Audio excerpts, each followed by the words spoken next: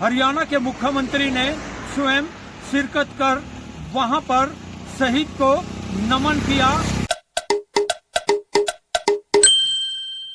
आप यह तस्वीरें देख रहे हैं जो कि कुरुक्षेत्र में हरियाणा के मुख्यमंत्री मनोहर लाल पहुंचे हैं और यहां राज्य स्तरीय समारोह आयोजित हो रहा है और 83वां शहीदी दिवस मनाया जा रहा है। आज संपूर्ण देश शहीद उधम सिंह को नमन कर रहा है। आप ये तस्वीरें भी देख सकते हैं कि हरियाणा के मुख्यमंत्री मनोहर लाल शहीद उधम सिंह के चित्र के सामने दीप प्रज्वलित कर कार्यक्रम का शुभारंभ कर रहे हैं।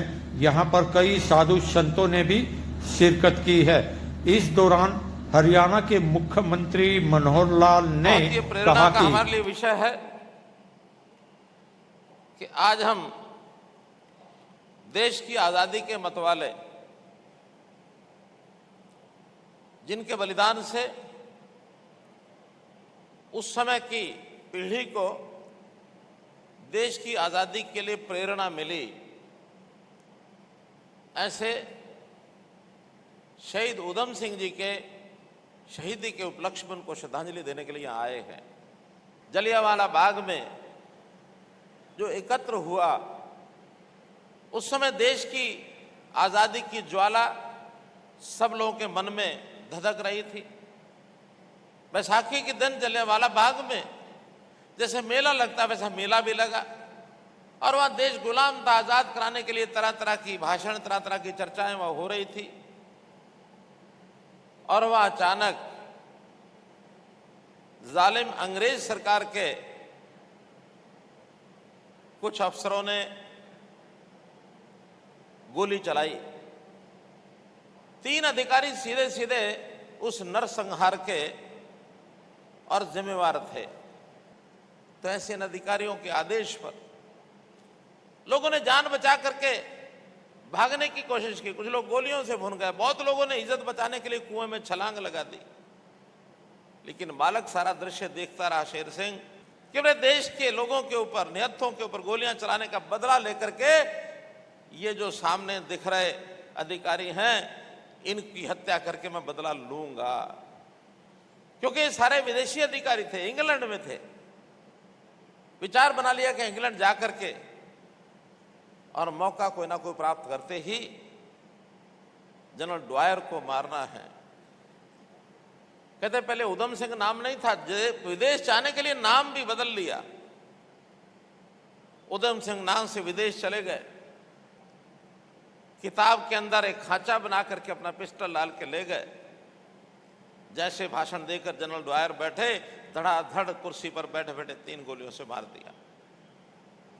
बल्कि सीना चौड़ा करके उन्होंने कहा कि मैंने अपने देश के अंदर जो कत्लेआम देखा है उसका बदला गोलियां चलाकर जनरल ड्वायर को मार करके बदला ले लिया है।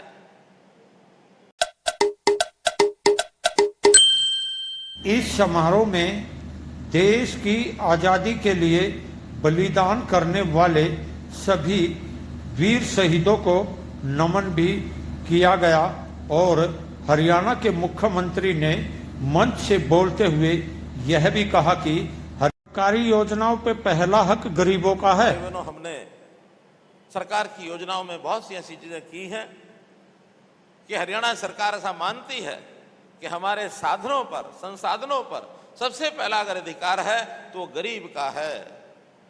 गरीब को हम कभी भी सरकारी खिड़की पर बुलाने के बजाय योजना ऐसी बनाएंगे कि सरकार उनके घर पर जाकर के उनकी जरूरतों को पूरा करे। चाहे वो उनकी शिक्षा है, चाहे उनका स्वास्थ्य है, चाहे उनकी सुरक्षा है, चाहे उनका स्वाभिमान है, चाहे उसका स्वावलंबन है, सब चीजें सुशासन के माध्यम से उन तक पहुंचाई जाए। ये हमने सरकार में एक बीड़ा उठाया है। अगर एक स्वस्थ समाज को बनाना है, एक अच्छी सोच के समाज को बनाना है, तो हमको क्राइम खत्म करना होगा, हमको करप्शन खत्म करनी होगी और हमको कास्ट बेस्ड पॉलिटिक्स इसकी भी समाप्ति करनी होगी।